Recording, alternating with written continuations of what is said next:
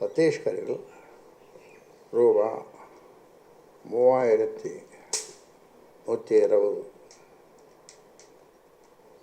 ஒடிஷாவில் ரூபா 3100.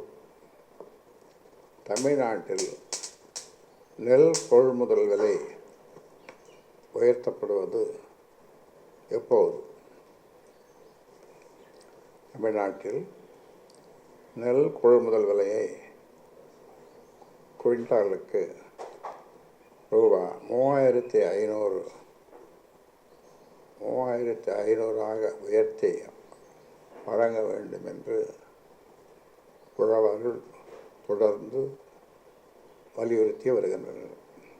ஆனால் தமிழக அரசு நெல் கொள்முதல் விலையை உயர்த்த மறுக்கிறது. நடப்பாண்டில்